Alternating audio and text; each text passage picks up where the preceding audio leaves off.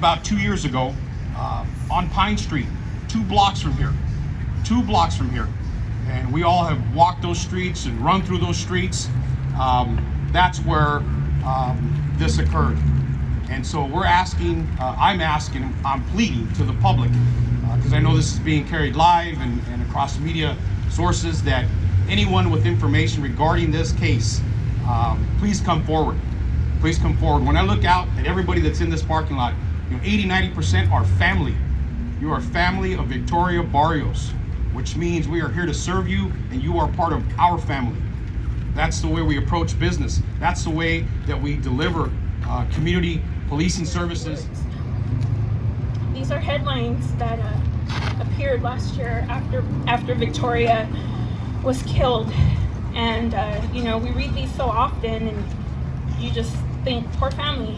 That doesn't happen to us. And I pray that we can do something to stop these headlines from continuously appearing. One read, family of teen fatally shot, pleads for help finding her killer.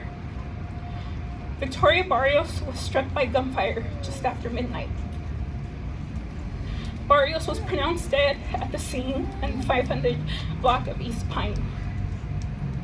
Officers found Barrios suffering from a wound to her upper torso on the 500 block of Pine Street, where paramedics pronounced her deceased at 12:12 a.m. The paramedics declared the female deceased on scene at 12:12. Decedent, pending coroner notification to the family. No parent should hear these words.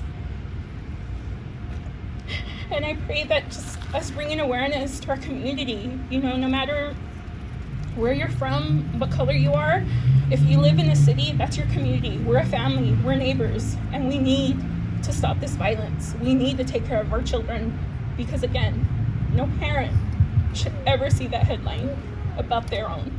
August 30th, 2019, our community lost a princess.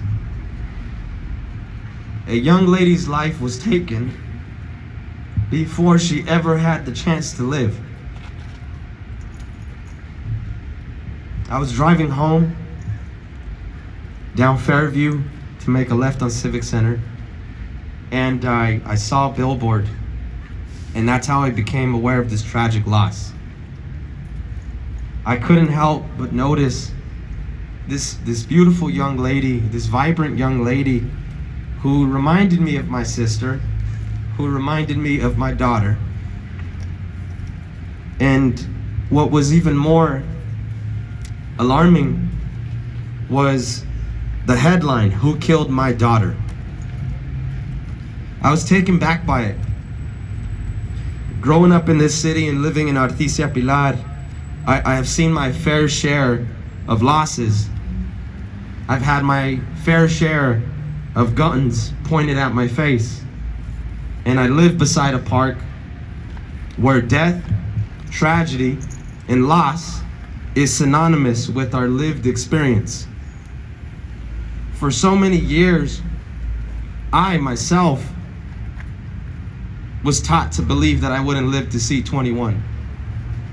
Not because of the decisions I was making, but because of how much brokenness we were all surrounded by. Had I lost my life at 18 years of age, the world would have said, well, what would the world have said?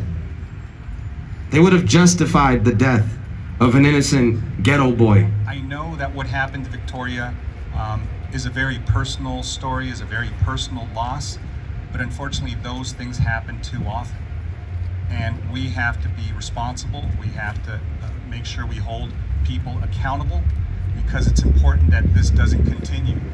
As a Santanero who was raised here, came here when I was a year old, I'm really proud of my council because many of us were either born or raised here in Santa Ana.